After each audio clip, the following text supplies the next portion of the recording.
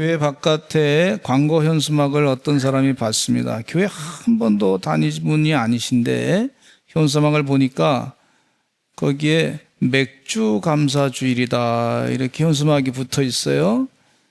그래서 이분이 그날 교회에 오면은 아마 맥주를 주나 보다 생각하고 맥주 감사 주일이라 그래서 그때 교회에 왔어요. 근데 세상에 맥주는 안 주고 뭐 포도즙이라고 하는 거 주는데 그 안주는 뭐 떡 전병이라고 조그만 거 하나 주고, 그래서 이 교회 되게 치사하다 그러고 이제 갔어요. 그래서 이분이 말이죠, 속이 좀 통이 크신 분인지 모르겠는데 이거 목사님들한테 맥주가 없어서 아마 맥주를 안 줬나 보다 생각하고 맥주 한 박스를 주문해 가지고 교회 사무실에다가 갖다 줬다고 하는 그런 얘기가 있습니다. 이 맥추 감사절은 맥자는 보리맥자고 추자는 추수할 때 추자고 그렇게 볼 수가 있는데, 하나님께서 우리에게 이 보리 추수에 대해서 감사하라고 그래서 맥추 감사주의를 허락해 주신 것도 큰 은혜인 줄로 믿습니다. 2025년도 상반기를 은혜 가운데 살았습니다. 근데 2025년도 하반기를 감사로 시작해서 은혜 가운데 살게 되는 줄로 믿습니다. 첫째는요, 평범이 비범을 능가한다 그랬어요. 저 목회자 개인으로서는요, 절기 설교가 제일 어렵습니다. 지난번에 했던 거를 또 할 수도 없고, 그리고 새로운 것 가운데 뭐가 있나 해보면 그 본문도 비슷비슷하고, 참 절기 설교가 쉽지가 않아요. 그리고 우리 성도들이 얼마나 또 귀가 높습니까? 제 설교를 이렇게 했지만 다른 분의 설교도 많이 듣지 않습니까? 아멘 소리가 없는 거 보니까 좀 긴장이 되네요. 근데 하여튼 다 설교 들으니까 이 목사님들 설교를 들으면서 우리 목사님 설교가 더 좋은가 나쁜가 이 비교를 하면서 듣는단 말이죠. 그러니 얼마나 신경이 쓰이겠어요. 왜냐하면 주제는 비슷하고 본문도 거의 비슷하고 맥주감사절이 그렇거든요. 그러니까 어떻게 할까 걱정이 되는데, 하여튼 그래도 감사라고 하는 주제, 우리 예수 믿는 사람들은 늘 들어왔지 않습니까? 감사하세요. 늘 감사하세요. 범사에 감사하세요. 그래도 힘들어도 감사하세요. 고난 가운데 감사하세요. 그런 말씀을 들어서 감사라고 하는 말을 우리 예수 믿는 사람들은 많이 들어요. 그러니까 평범한 것 같아. 예수 믿다 보면은 감사 평범한 것 같아. 그런데 그 평범한 감사가 비범을 무너뜨리고 비범을 능가하는 그런 역사가 있다고 하는 사실을 잊지 않으셨으면 좋겠습니다. 어떤 분이 이런 말을 했어요. 느리더라도 꾸준함은 이긴다 그랬어요. 느리더라도 꾸준함은 이긴다. 한번 따라서 하실까요? 느리더라도 꾸준함은 이깁니다. 느리더라도 감사하는데 뭐 큰 변화가 있나? 그렇지만 꾸준히 하다 보면, 인내심을 가지고 하다 보면 그러면 이긴다 하는 말씀입니다. 또 이런 말이 있어요. 작은 물방울이 바위를 뚫는다 하는 말이 있습니다. 여러분, 작은 물방울이 계속 바위를 두드리다 보면 그 바위가 구멍이 납니다. 마찬가지로 계속 감사하다 보면 하나님의 역사 가운데 하나님의 축복이 가득하게 되는 역사가, 기적이 비범한 역사가 나타나게 될 줄로 믿습니다. 세계적인 주식 투자의 대가인 워런 버핏, 참 세계적인 부자 아닙니까? 이분의 말을 좀 우리가 새길 필요가 있는데, 이분이 뭐라 그랬냐면 비범한 결과를 얻기 위해 비범한 일을 할 필요는 없다 그랬어요. 그래서 이 사람들은 비범한 결과를 얻기 위해서 내가 뭔가 비범한 일을 해야 되겠다 그렇게 생각하는 착각에 빠지는데, 그게 아니라는 거예요. 비범한 일이 아니라 오히려 평범한 일 가운데에 비범한 일을 능가할 수 있는 능력이 나타난다고 그렇게 얘기하시더라고. 아마 주식을 투자하시는 분들은 이 말이 무슨 뜻인지 더 깊이 다가오게 되리라 생각합니다. 감사를 매일 실천하면서 살아갈 때 평범하지만 비범한 결과를 얻게 되는 줄로 믿습니다. 여러분, 오늘도 감사하고 나오신 줄로 믿습니다. 이스라엘 백성들은 출애굽한 후에 가나안 땅에 들어가 하나님께서 풍성하게 허락해 주신 땅의 열매를 먹을 때 내 힘으로 이룬 것이라 자랑하지 않고 이것이 하나님께서 주신 은혜임을 고백하면서 가장 귀한 첫 열매를 바쳤어요. 이것이 바로 오순절, 칠칠절, 초실절이며 우리가 지키는 오늘 맥주 감사주일의 뿌리입니다. 지금은 그렇지 않지만 과거에는 우리 대한민국에 초금목피라는 말을 많이 들었어요. 이게 뭐 추수 때는 아니고 곡식을 얻고 그러니까 할 수 없이 간당간당하게 살긴 살아야 되는데 풀뿌리 뽑아먹고 나무 껍질 뿌리 뽑아먹고 그러면서 연명했던 세월이 있었습니다. 초금목피에 아주 비참한 그런 세월이 있었는데 지금은 그런 얘기는 들리지 않지만은 그러나 우리가 마음 가운데 감사한 마음은 영적으로 잊지 말아야 될 줄로 믿습니다. 하나님, 추수감사 전에 이 맥추감사주의를 지키는데 감사한 마음을 잊어버리면요, 사람이 영혼이 피폐해지고 마귀한테 쉽게 넘어가게 되는 역사가 있어요. 마귀의 자식이 될 수 있단 말이죠. 그것에 대해서 늘 성경 말씀에 평범하지만 범사에 감사하라, 범사에 감사하라. 그런데 이 평범한 감사가 나중에 비범하게 보이는 큰 일을 하게 되고 비범을 능가하는 역사가 나타난다고 하는 사실을 잊지 마시기를 간절히 축원합니다. 첫 것을 하나님께 드리는 신앙이에요. 씨를 뿌리고 햇빛을 주시고 비를 내려주시고 곡식을 자라게 하신 분이 누구신가? 바로 하나님이라고 하는 사실을 농사를 지면서 고백을 했어요.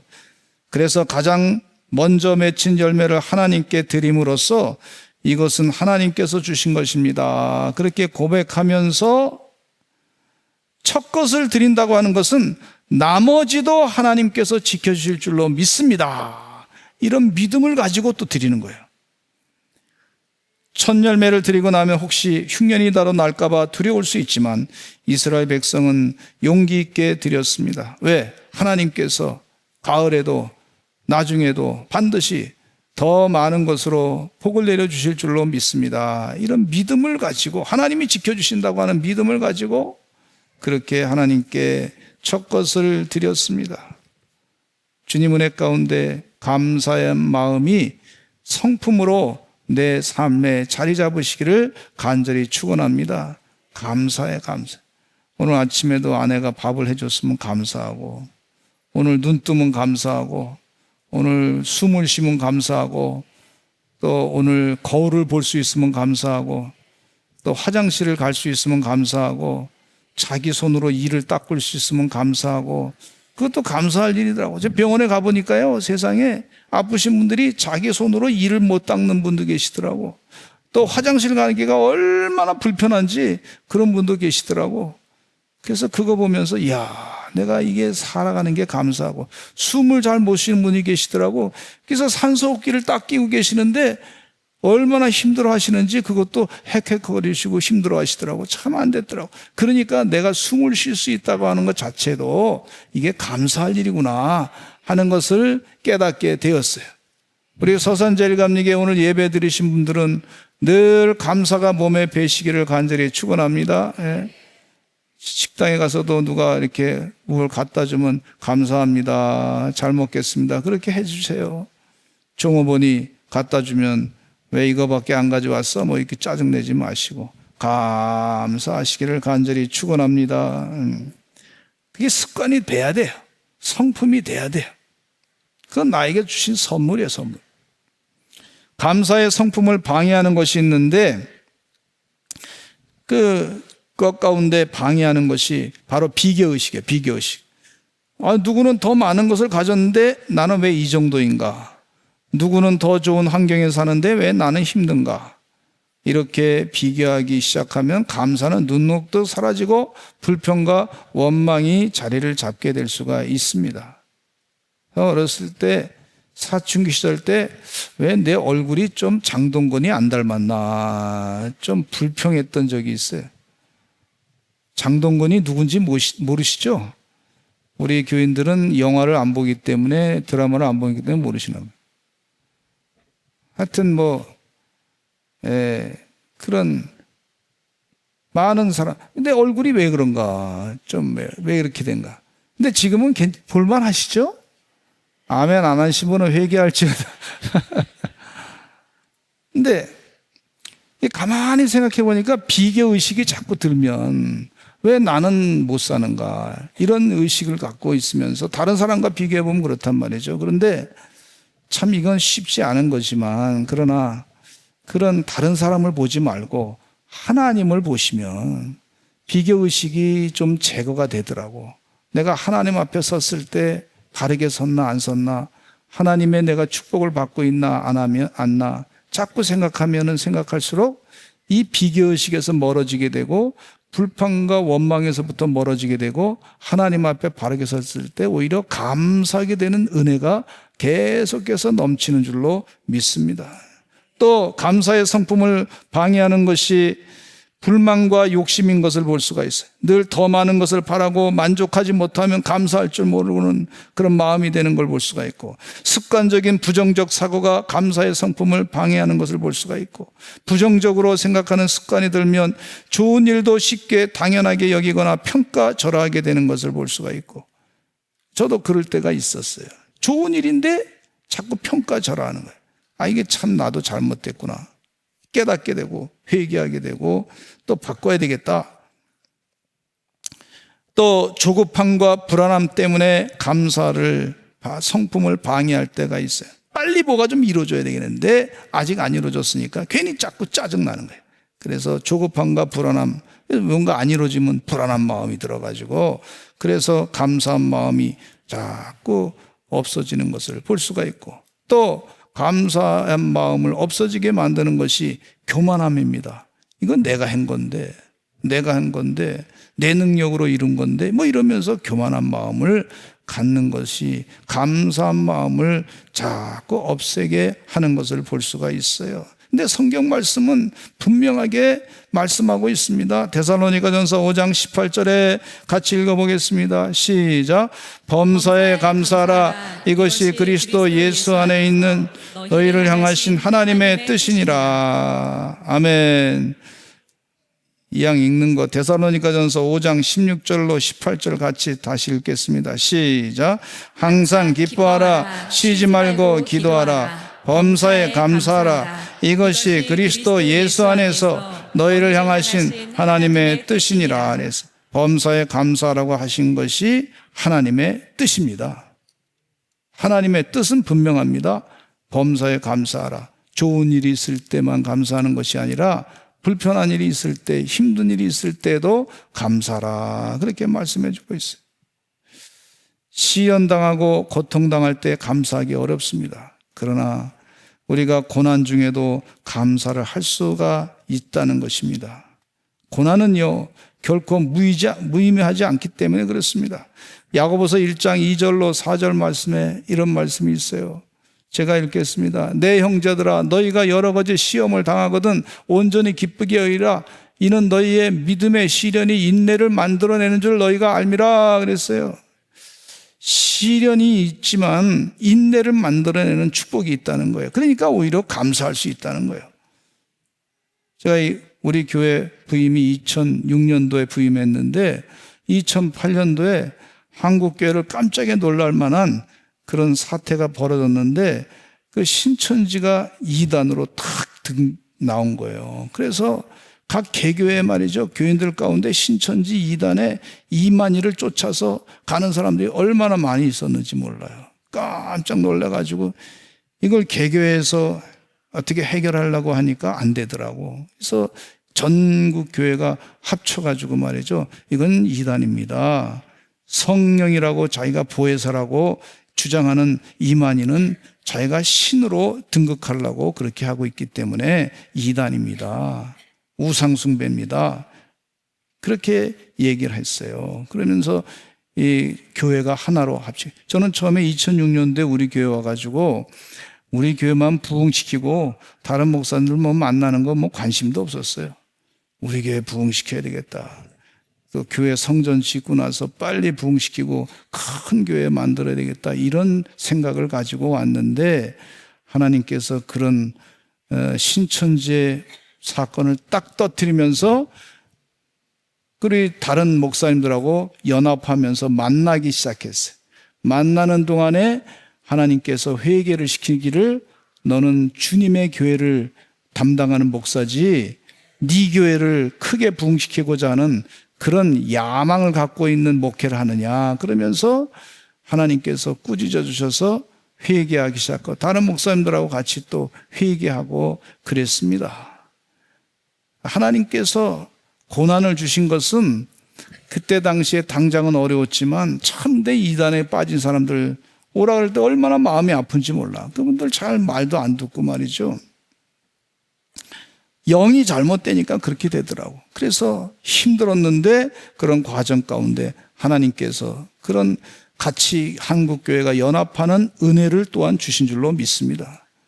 그 다음에 요즘에 보니까 그 인권에 대한 얘기가 나오면서, 동성애 결혼에 대한 얘기 나오면서, 차별금지법 얘기 나오면서 가만히 그걸 들여다보니까 말이죠, 그 내용 가운데 보면 공산주의적인 계급투쟁론이 그 안에 스며들어 있더라고요. 그래서 인권을 많이 주장하고 얘기하는데 가만히 들여다보니까 무슨 내용이냐면, 김영길 목사님의 그 강의를 들어보니까 이 내용 가운데 보면 상대적인 인권을 얘기한다는 거예요. 자의적인 인권을 많이 얘기한다네. 내가 여성이다, 남자인데 그렇게 하면서 나는 트랜스젠더가 돼야 되겠다. 이건 자의적인 인권이에요, 인권이. 그런 개념도 있어요.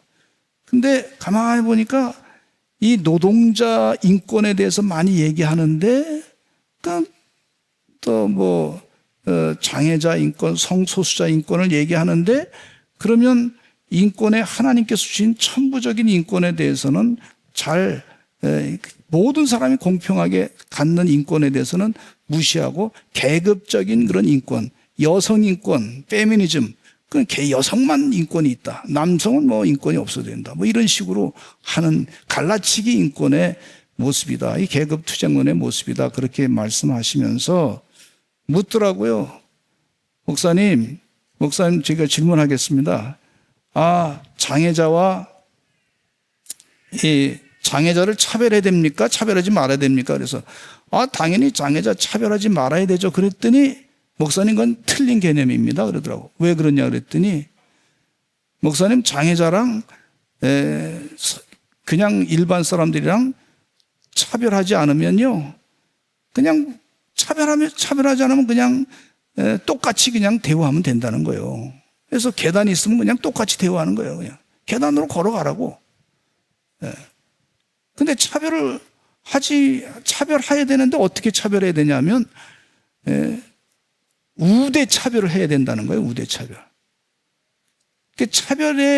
차별 금지라고 하는 단어가 이게 잘못 사용되고 있다는 거예요. 그러면서 인권의 개념이 아니고 복지의 개념으로 그들을 더 복지를 잘 더 살펴줘야 된다고 그렇게 얘기해 주더라고요.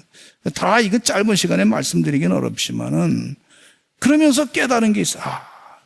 진리가, 우리 성경 말씀에 나타난 진리가 너희를 자유케 하리라고 하는 말씀, 계급 투쟁론에 갖고 있는 이 인권의 개념이 참된 진리가 아니고, 그건 자의적이고 그건 상대적인 그런 내용이지, 이건 참된 진리는 성경에서 온다고 하는 사실을 깨닫게 해주시더라고.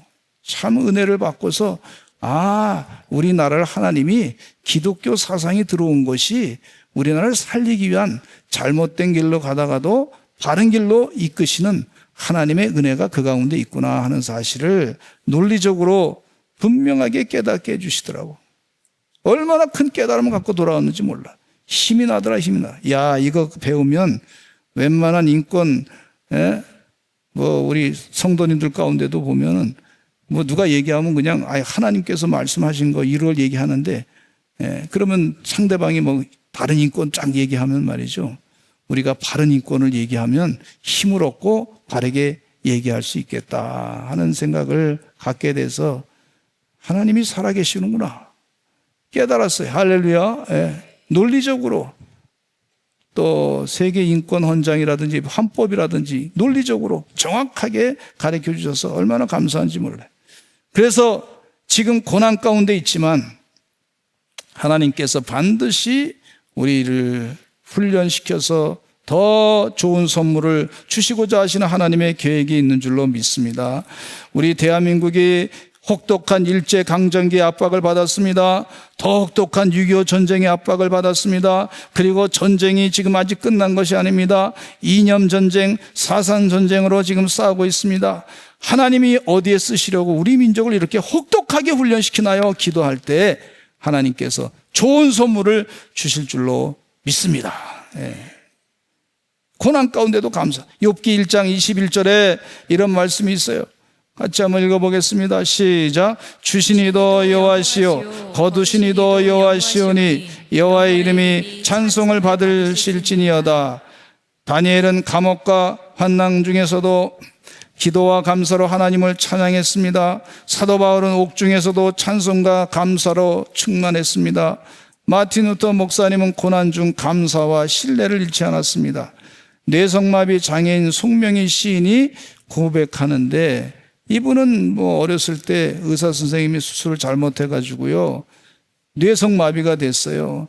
그래서 다 이제 가난하고 힘들고 말도 제대로 못하고 그랬는데, 숟갈도 제대로 못 들고 그랬는데, 그런 상황 가운데 운명을 저주하고 자살을 시도했는데요, 17살 된 그녀는 죽기 전에 하나님은 한번 꼭 만나봐야 되겠다는 생각이 들었어요. 그래서 하나님께 물어서, 하나님 계시면 왜 나를 이렇게 만들었습니까? 왜 이런 몰골로 세상을 살아야 하는지 따지고 싶었던 거예요. 그녀는 작정하고 기도를 시작했습니다. 한 달쯤 지났을 때 문득 세미한 음성이 들려왔는데, 명희야, 내 몸이 온전했더라면 네가 나를 알았겠느냐? 두려워 말아라. 내가 너와 함께 할 것이다. 놀라지 말아라. 나는 내 하나님이니라. 내가 너를 굳세게 하리라. 참으로 너를 도와주리라. 참으로 나의 의로운 오른손으로 너를 붙들리라 그랬어요. 참 원망할 수 있는 그런 조건이 많은 사람인데, 한번 말하려고 그러면요, 이 송명희 시인의 그 자세, 말하려고 그러면 신경이 말이죠, 여러 군데를 거쳐가지고 막 그냥 한마디 하려면, 우리는 말하기 한마디 쉽게 하잖아요. 근데 이분은 한마디 하려고 그러면 얼마나 몸을 비틀어서 그 신경을 다 움직여야 되니까, 그 신경을 억지로 여기 있는 신경, 여기 있는 걸 연결해가지고 해서 말이 나오니까, 그런데도 감사한 마음을 잃지 않고 찬양하는 것을 볼 수가 있어요. 이렇게 감사하고 있습니다. 아파서 돈에 대한 욕심이 더 없어져 주변을 더 돌아보게 하시니 감사합니다. 병이 길고 깊으면 살고 싶은 생각보다 죽음이 두렵지 않아 감사합니다. 삶에 애착이 없어서 비굴하지 않아 감사합니다. 마음이 세상에 없으니 세상보다 천국을 보고 땅에 연연하기보다 하늘 볼 수 있어 감사합니다. 하나님만 의지하고 있습니다. 나면서부터 의사들이 죽는다는 말을 수십 번 들어서 별로 죽음에 대한 생각을 안 하고 있습니다. 내가 병원 믿고 살았으면 벌써 세상에 없었을 것입니다. 살면 기회고 죽으면 천국이라 감사합니다. 이렇게 감사했어요. 평범한 감사로 말세를 이기시는 주의 종들 되시기를 간절히 축원합니다. 디모데후서 3장 1절로 2절 말씀, 이런 말씀이 있어요. 같이 읽어보겠습니다. 시작. 너는 이것을 알라. 말세에 고통하는 때가 이르러 사람들이 자기를 사랑하며 돈을 사랑하며 자랑하며 교만하며 비방하며 부모를 거역하며 감사하지 아니하며 거룩하지 아니하며.